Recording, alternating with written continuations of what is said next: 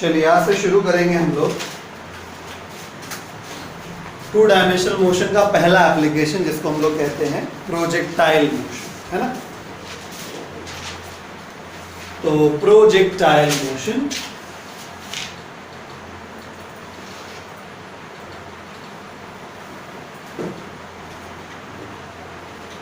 क्या होता है? प्रोजेक्टाइल मोशन, ठीक है।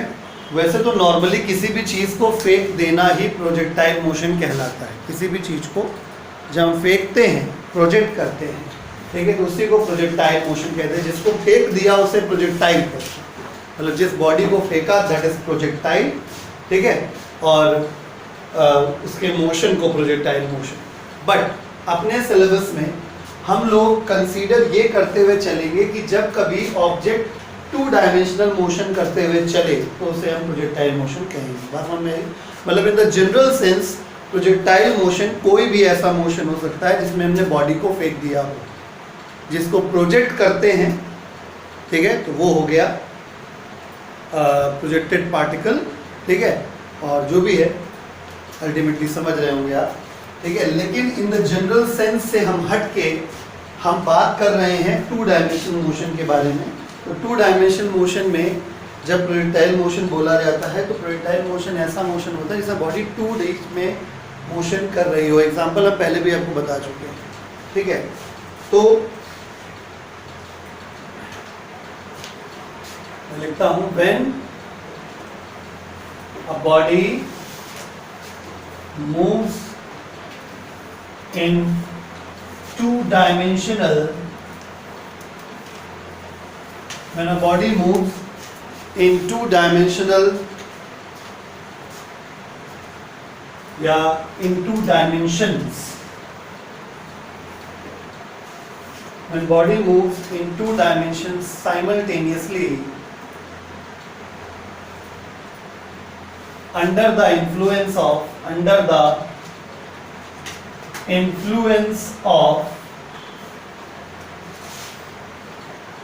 gravity only is called projectile motion,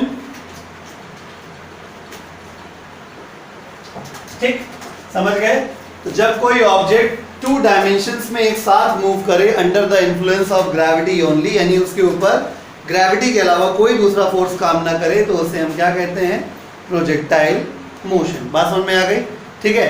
अब आपको हम एग्जांपल देते हैं, ठीक है। कई प्रकार का प्रोजेक्टाइल मोशन आपको देखने को मिल सकता है, ठीक है। तो एक एक करके बात करेंगे, ठीक है। क्लियर हो गया? डेफिनेशन क्या है? डेफिनेशन कोई पूछने वाला नहीं, फिर भी मैंने बता दिया कि हमें प्रोजेक्टाइल मोशन पढ़ना है। तो बेसिकली प्रोजेक्टाइल मोशन का मतलब क्या है, ठीक है? जब कोई बॉडी इस तरीके से मूव करे कि वो दो डायमेंशन में साथ साथ मूव करे, ठीक है, एक साथ मूव करे और उसके ऊपर केवल ग्रेविटेशनल फोर्स काम करे, ग्रेविटी काम करे, तो इस प्रकार के मोशन को हम प्रोजेक्टाइल मोशन कहते हैं। अब हम बात करते हैं टाइप्स ऑफ प्रोजेक्टाइल मोशन की, जिसमें कि टाइप 1, टाइप 2 अपने कोर्स में है, टाइप 3 कोर्स में नहीं है। कॉम्पिटिटिव पॉइंट ऑफ व्यू से वो पढ़ा जाता है, ठीक है। तो types of projectile motion, types of projectile motion, types of projectile motion, ठीक है। तो प्रोजेक्टाइल मोशन को बेसिकली 3 पार्ट में डिवाइड किया जा सकता है। इट कैन बी क्लासिफाइड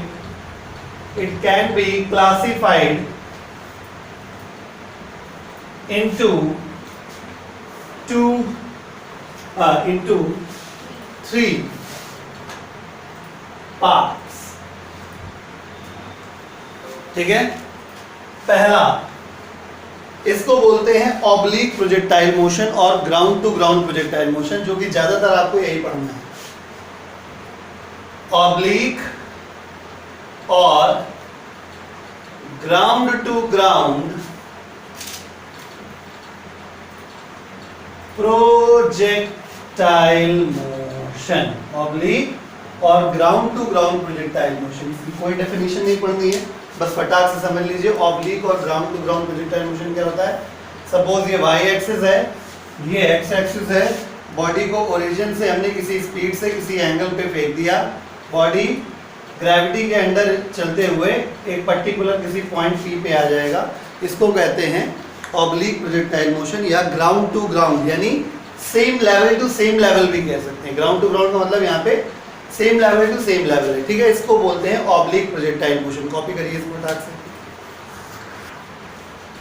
अब भैया अगला है when projectile fired from a height, मतलब नंबर 2 अगर हम देखें ये है projectile fired from a height, यानी ग्राउंड से कुछ ऊंचाई से फायर करेंगे। अब इसके अंदर भी 3 प्रकार के सब केसेस हो सकते हैं, मतलब ठीक है। Projectile fire from a height, इतना समझ में आ गया कि जमीन से कुछ ऊंचाई से फेंकेंगे। अब it can be of 3 types, समझिएगा बहुत ध्यान से। ये खुद 3 प्रकार का हो सकता है। अल्फा नंबर पहला है अलोंग द हॉरिजॉन्टल, ठीक है, या इंक्लाइन अप कह लीजिए। पहला है इंक्लाइंड अप। इंक्लाइंड अप मतलब जैसे ये बिल्डिंग है, ऐसे समझिए आप, जैसे ये यहां से एक कोई जमीन से कोई ऊंचाई पे एक पॉइंट है, आपने बॉडी को ऐसे फायर किया यूज स्पीड से, यानी हॉरिजॉन्टल से कुछ एंगल बनाते हुए, तो बॉडी ऐसे गिरेगी आके जमीन पे, ठीक है। ये कौन सा केस हुआ? Projectile fired from a height, किसी ऊंचाई से फेंका गया है, और कैसे फेंका गया है? ऊपर की तरफ मुंह करके फेंका गया है, ठीक है। दूसरा केस हो सकता है inclined down, beta number, inclined down. Inclined down, inclined down में क्या है? फेंकेंगे हाइट से ही, लेकिन इस बार जब फेंकेंगे तो हॉरिजॉन्टल से नीचे की तरफ यू स्पीड से फेंकेंगे, ऐसे, है ना, ऐसे ऐसे फेंकेंगे। पहले वाला क्या था? ऐसे फेंकेंगे, ठीक है। तो थीटा एंगल बना के हम फेंकेंगे तो ये इस तरीके से ऐसे हो जाएगा, ठीक भैया, ये ऐसे आगे गिरेगा, ठीक है। और तीसरा क्या है? अलोंग हॉरिजॉन्टल, यानी गामा नंबर, ठीक है, अलोंग हॉरिजॉन्टल, अलोंग हॉरिजॉन्टल। अगर अलोंग हॉरिजॉन्टल की बात करें, ये है, ठीक है, तो आपने बॉडी को हॉरिजॉन्टल के अलोंग ही फायर कर दिया, ठीक है। अब बॉडी ऐसे आगे गिरेगी। तो ये 3 अलग अलग केस हैं जिसमें हम हॉरिजॉन्टल से ऊपर की तरफ, हॉरिजॉन्टल से नीचे की तरफ और हॉरिजॉन्टल की दिशा में ही फायर करते हैं, ठीक है। ओके, कॉपी कर लीजिए इसको। अब तीसरा केस है अपने पास प्रोजेक्टाइल का, जिसमें हम प्रोजेक्टाइल को किसी इंक्लाइन प्लेन पर फेंकते हैं, ठीक है। ये कॉम्पिटिटिव एग्जाम के पॉइंट ऑफ व्यू से ही है केवल, ठीक है। ये आपको बस हम इंट्रोड्यूस करा रहे हैं यहाँ पे, ताकि आपको ये ना लगे कि हमको इस प्रकार का प्रोजेक्टाइल मोशन कभी बताया ही नहीं गया, ठीक है। ये अलग बात है कि एकेडमिक के केस में हम इसको नहीं पढ़ेंगे, बस आपको हम इंट्रोड्यूस करा रहे हैं, बस नोट करना आपका काम है, ठीक है। इसमें इसके अंदर 2 केसेस होते हैं। It can be of 2 types, ठीक है। Projectile fired on incline plane, it can be of 2 type. Number 1 up the incline and down the incline. Up the incline मतलब ये इंक्लाइन प्लेन होता है, ठीक है। आपने मान लीजिए प्रोजेक्टाइल को जो है, आपने इसको ऐसे करके फेंका, इसका खुद का एंगल अल्फा है इंक्लिनेशन का, आपने यहाँ से थीटा एंगल बना के फेंका, ऑब्वियसली प्रोजेक्टाइल यहाँ जाके कहीं टकरा जाएगा, इसको बोलते हैं अप द इंक्लाइन, ठीक है। दूसरा केस, ये आपका इंक्लाइन प्लेन है, इसका एंगल यहाँ पे कितना है? अल्फा है, और आपने यहाँ से सपोज किसी बॉडी को कुछ एंगल बना के कैसे भी करके फेंका, है ना, ये ऐसे जाके यहाँ पे जाके टकरा जाएगा, ठीक है। तो इसको ये इसमें प्रोजेक्टाइल नीचे आ रहा है, जैसे क्या कहते हैं? Down the incline. आई बात समझ में? कॉपी कर लीजिए। तो चलिए अब हम लोग पढ़ेंगे ऑब्लिक प्रोजेक्टाइल मोशन, जो कि मेन है। अगर ये आपको प्रॉपर्ली समझ में आ गया ऑब्लिक प्रोजेक्टाइल मोशन, ठीक है, तो ये मान के चलिए कि आपको बाकी के जो केसेस हैं ठीक है, वो भी सब कुछ बड़े आराम से आ जाएगा। यानी मेन ऑब्लिक प्रोजेक्टाइल मोशन ही होता है। ठीक है, अच्छी बात ये है कि इजी बहुत है, बट प्रॉब्लम ये है कि आपने हल्के में लिया तो आपके लिए इजी नहीं होगा। ठीक है, तो इसका शुरुआती पोर्शन यानी आज का लेक्चर और कल का लेक्चर, ठीक है, आपको बहुत प्रॉपरली रिवाइज करके, याद करके और समझ के चलना पड़ेगा, तब जाके आप प्रोजेक्टाइल मोशन पे ग्रिप बना पाएंगे। अदरवाइज आपके हाथ से प्रोजेक्टाइल मोशन इजी होने के बावजूद भी छूट जाएगा। ठीक है, तो सबसे पहली बात हेडिंग डाल देते हैं। ठीक है, ऑब्लिक प्रोजेक्टाइल मोशन। क्या है oblique projectile motion? Consider the situation, कोई डेफिनेशन नहीं बनानी है। ये y डायरेक्शन है और ये x डायरेक्शन। अगर हम ये मान के चलें कि ये O पॉइंट था जहां से हमने बॉडी को फेंका है, तो ये u स्पीड से हमने थीटा एंगल बनाते हुए बॉडी को फेंका। ग्रेविटी की वजह से बॉडी सीधे नहीं जा सकती, बॉडी जब जाएगी तो घूम के अल्टीमेटली यहाँ पे गिरेगी आके। This is point P। ठीक है, तो इस O पॉइंट को बोला जाएगा, O point is known as point of projection, point of projection। ठीक है, P point को बोला जाएगा टारगेट और टारगेट पॉइंट। ठीक है, जितना एंगल ग्राउंड से बना के फेंका उसे कहते हैं एंगल ऑफ प्रोजेक्शन। ठीक है, इसके बाद U जो है इसे बोलते हैं इनिशियल वेलोसिटी या velocity of projection. Velocity of projection बहुत ध्यान समझिएगा। ठीक है, मैक्सिमम जितनी हाइट तक ये प्रोजेक्टाइल जा पाया उसे बोलते हैं मैक्सिमम हाइट अटेन, है ना। इसे बोलते हैं capital H। This is maximum height attain. ठीक है, जहां से फेंका और जहां पे गिरा यानी जमीनी डिस्टेंस जो है उसे बोलते हैं हॉरिजॉन्टल रेंज या सिंपली रेंज। ठीक है, यहाँ पे जो R है this is called horizontal range या केवल रेंज। ठीक है, जितनी देर तक ये प्रोजेक्टाइल हवा में रहा उस समय को कहते हैं टाइम ऑफ फ्लाइट। क्या बोलते हैं? Time of flight. तो यहाँ पे T stands for time of flight। ठीक है, ये जो O है फिर इसको A मान लेते हैं पॉइंट। ठीक है, या इसको आप A मान लीजिए, इसको B मान लीजिए, है ना, इसको C मान लीजिए, यानी O A B C P ये जो पाथ है दिस इज कॉल्ड ट्रैजेक्टरी। क्या कहते हैं? ट्रैजेक्टरी। ठीक है, और ये ट्रैजेक्टरी थोड़ी ऐसी है, अगर आप इसका कर्वेचर पूरा खोलेंगे, आप देखिए इसको, ठीक है, ये अगर आप आगे बढ़ाएंगे तो ये ऐसे जाएगा और ये आगे बढ़ाएंगे तो ये ऐसे जाएगा। ठीक है, तो ये ऐसे खुल रहा है। ठीक है, इस ज्योमेट्री को मैथमेटिक्स में कहते हैं पैराबोला। क्या बोलते हैं? पैराबोला। आई बात समझ में?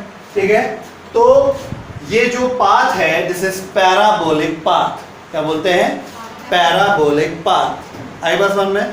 तो ये जो आपका हम अगला टर्म बताने जा रहे हैं O A B C P is parabolic trajectory।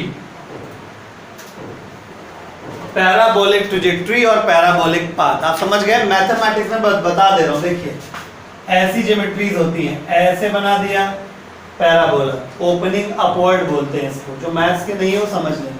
ठीक है, जो ऐसे बन गया, कैसे वाला? ऐसे वाला, ओपनिंग राइट, मतलब एक बार खुल गया सो खुल गया, ये बंद नहीं होगा कभी। ठीक है, इसी प्रकार से नीचे ओपनिंग डाउन भी बना सकते हैं, ओपनिंग लेफ्ट भी बना सकते हैं, है ना। तो ये पैराबोला बनता है। बात समझ में आ गई? ठीक है, तो ये पैराबोलिक पाथ है।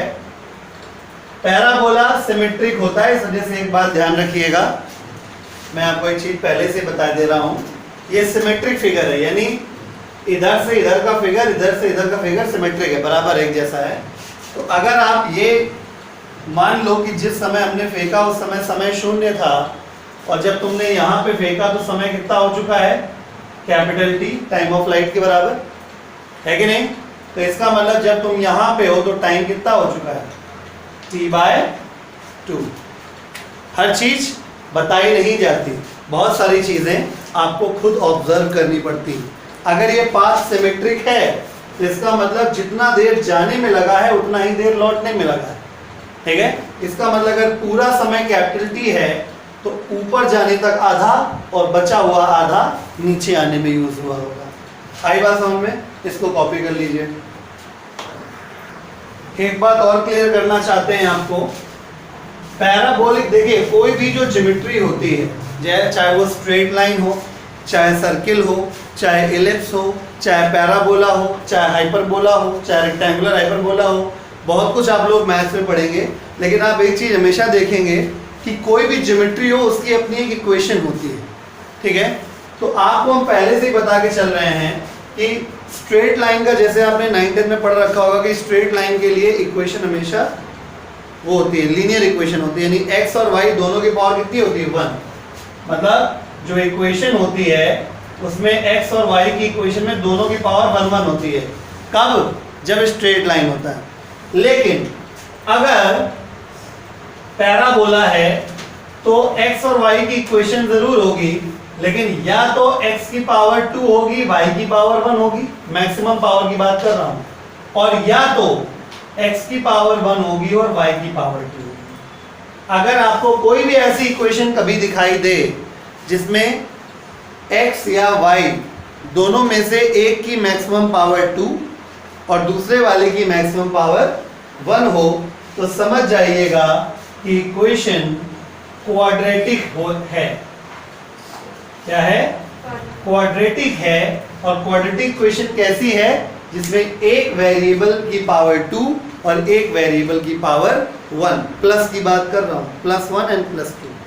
ये मैं इसलिए बता रहा हूँ कि अभी आपको अगले लेक्चर में, या अभी हो सकता है अभी तुरंत आपको हम प्रूव कराएं कि प्रूव करिए कि ये जो पाथ है, जो ट्रेजेक्टरी है, ये क्या है? पैराबोलिक है।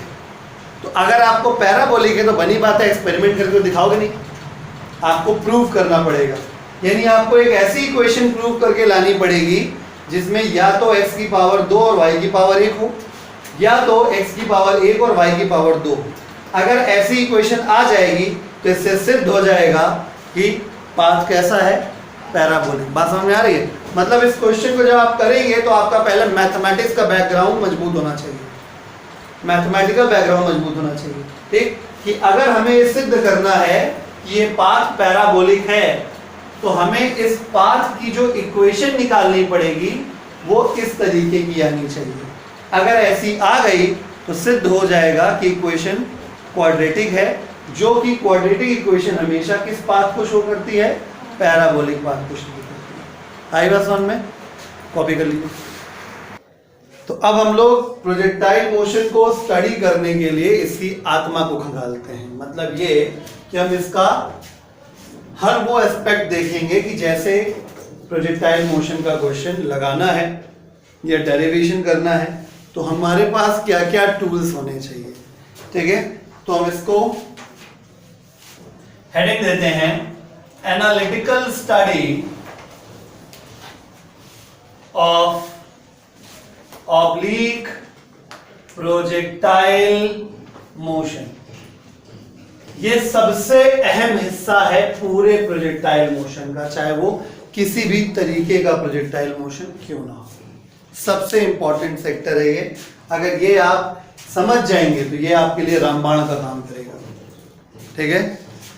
सबसे पहले कंसीडर द सिचुएशन, हमेशा की तरह ये y एक्सिस है और ये x एक्सिस है। ये ओरिजिन है और हम u स्पीड से ऑब्जेक्ट को फायर किए हुए हैं थीटा एंगल पर। अब इससे पहले कि हम आगे बढ़ें, ठीक है, आप एक बात को समझिए, क्योंकि ये u जो है वो आए बाएं साइन है, मतलब एक वेक्टर क्वांटिटी जो ना x डायरेक्शन में है ना y डायरेक्शन में, यानी इसके कंपोनेंट होना तय है। राइट। तो ये जो कंपोनेंट आएगा इसे हम कहेंगे इनिशियल वेलोसिटी का x कंपोनेंट, जिसकी वैल्यू आ जाएगी u cos थीटा। और जो ये कंपोनेंट होगा ये होगा इनिशियल वेलोसिटी का y कंपोनेंट, जिसकी वैल्यू हो जाएगी u sin थीटा, और इसका काम खत्म। प्रोजेक्टाइल जो है जब ये चलेगा तो इस तरीके से जाएगा। अब मेरी बात को बहुत ध्यान समझिएगा, केवल और केवल जो फोर्स काम कर रहा है वो फोर्स ऑफ ग्रेविटी काम कर रहा है, ठीक है, जो कि y डायरेक्शन में है। क्या x डायरेक्शन में किसी प्रकार का फोर्स लग रहा है? नहीं लग रहा है, हमने तो फेंक दिया ना। अब बॉडी मेरे हाथ में नहीं, यानी बॉडी का कांटेक्ट मेरे हाथ से छूट चुका है, ठीक है। इस समय केवल इकलौता फोर्स काम कर रहा है, फोर्स ऑफ ग्रेविटी। यानी कह दिया जाए तो y डायरेक्शन में फोर्स ऑफ ग्रेविटी है और x डायरेक्शन में कोई फोर्स नहीं है। फोर्स एक्सेलरेशन का पापा होता है, राइट। फोर्स नहीं तो एक्सेलरेशन नहीं। अगर फोर्स नहीं तो इसका मतलब एक्सेलरेशन नहीं। हमने कहा था, बहुत अक्लमंद इंसान ने कहा है, एक्सेलरेशन पकड़ो तभी आपको समझ में आएगा कि आगे क्या करना है, ठीक है। तो हमने फोर्स से अंदाजा लगाया कि x डायरेक्शन में, क्योंकि यहां मोशन 2 डायमेंशन में हो रहा है, इतना क्लियर है। x डायरेक्शन में भी बॉडी आगे बढ़ रही है और y डायरेक्शन में भी ऊपर जा रही, फिर नीचे आ रही है, यानी मोशन इज इन 2 डायमेंशंस। आ गई बात समझ में, ठीक है। तो अब एक चीज तो पता चल गई कि x डायमेंशन में ना ही कोई फोर्स है और ना ही कोई एक्सेलरेशन, ठीक है। y की बात करिए, y डायरेक्शन में फोर्स ऑफ ग्रेविटी है, और फोर्स अगर एक्सेलरेशन का पापा है तो जैसा बाप वैसा बेटा, यानी y डायरेक्शन में एक्सेलरेशन ड्यू टू ग्रेविटी, जिसका साइन हमेशा माइनस में लिया जाता है, ठीक, ठीक है। अब अगर आप अक्लमंद हैं तो आप समझ जाइए कि x डायरेक्शन में अगर कोई एक्सेलरेशन नहीं है तो मोशन हुआ यूनिफॉर्म मोशन, राइट। यानी x डायरेक्शन का मोशन यूनिफॉर्म मोशन होगा, और इसमें केवल और केवल एक ही फॉर्मूला लगता है, speed is equal to distance upon. यानी जब भी आप प्रोजेक्टाइल मोशन में x डायरेक्शन का मोशन सॉल्व करेंगे तो हमेशा एक ही फॉर्मूला लगा पाएंगे, speed is equal to distance upon time, ठीक है। और आगे बढ़ते हैं। अभी हम आपको थोड़ी थोड़ी बातें बता रहे हैं जो सबसे बेसिक हैं। जब कुछ न्यूमेरिकल्स लगाएंगे तो एक आध बातें और बाद में बाहर निकल के आएंगी, वो बाद में देख लेंगे, ठीक है। अभी फिलहाल इतना समझ में आ गया कि बॉडी 2 दिशाओं में चल रही है, x दिशा में भी और y दिशा में भी। x दिशा में जो एक्सेलरेशन है वो 0 है, और y दिशा में जो एक्सेलरेशन है वो हमेशा डाउनवर्ड्स ही है। चाहे बॉडी कहीं भी आ जाए, चाहे यहाँ हो तो भी ग्रेविटी नीचे है, चाहे बॉडी हाईएस्ट पॉइंट पे हो तो भी ग्रेविटी नीचे है, चाहे बॉडी यहाँ पे आ जाए तो भी हमेशा ग्रेविटी नीचे है, ठीक है। ये मत समझिएगा बॉडी ऊपर जा रही थी तो ग्रेविटी ऊपर लगने लगी, नहीं। बॉडी चाहे ऊपर जाए और चाहे नीचे आए, ग्रेविटी हमेशा डाउनवर्ड लगेगी। अब ग्रेविटी की जो वैल्यू होती है वो फिक्स होती है, 9.8 मीटर पर सेकंड स्क्वायर, फिक्स वैल्यू है। डायरेक्शन में भी फिक्स और वैल्यू में भी फिक्स। इसका मतलब एक्सेलरेशन की वैल्यू क्या है? कांस्टेंट। और कांस्टेंट एक्सेलरेशन को बोलते हैं यूनिफॉर्मली एक्सेलरेटेड मोशन। बात समझ में आ गई? और इसमें अपने पास वही 3 sisters basically, v is equal to u plus at, s equal to ut plus half at square, v square is equal to u square plus 2as, और जरूरत पड़ने पर s nth is equal to u plus a by 2 2n minus 1, जिसमें g हमेशा आप, जिसमें a हमेशा आप क्या रखेंगे? माइनस का। समझे जी? ओके। इनिशियल वेलोसिटी u की वैल्यू क्या रखेंगे? u sin theta. देखिए कुछ लोग ऐसे भी लिखते हैं ठीक है, लेकिन हम मानते हैं कि आप थोड़े होशियार हैं, थोड़ा समझदार हैं। मतलब ये सब कुछ वाई डायरेक्शन के लिए हो रहा है, तो इसका मतलब ये हुई final velocity in y direction, understood है। ये initial velocity in y direction, ये एक्सेलरेशन इन वाई डायरेक्शन। समय दोनों डायरेक्शन के लिए हमेशा बराबर होता है, हमने पढ़ाया था कुछ दिन पहले, ठीक है। टाइम चाहे एक्स डायरेक्शन का हो चाहे वाई डायरेक्शन का, हमेशा सेम होता है। ऐसे displacement in y direction, y y y y y y y y y, बात समझ में आई, ठीक है। ऐसे इसको चाहो तो speed in x direction, distance in x direction, है ना। तो अगर देखा जाए तो एक्स डायरेक्शन की स्पीड कितनी है, यू कॉस थीटा, जो कि हमेशा सेम रहेगी, क्योंकि एक्स डायरेक्शन का मोशन कैसा है, यूनिफॉर्म मोशन। आई बस समझ में, ठीक है, क्लियर है। तो अब अल्टीमेटली गुरुजी ने इतना बता दिया है कि जब ऑब्लिक प्रोजेक्टाइल मोशन होता है या कोई भी प्रोजेक्टाइल मोशन होता है, तो हम उसको दो पार्ट में ब्रेक कर सकते हैं, ठीक है। एक एक्स दिशा में, एक वाई दिशा में।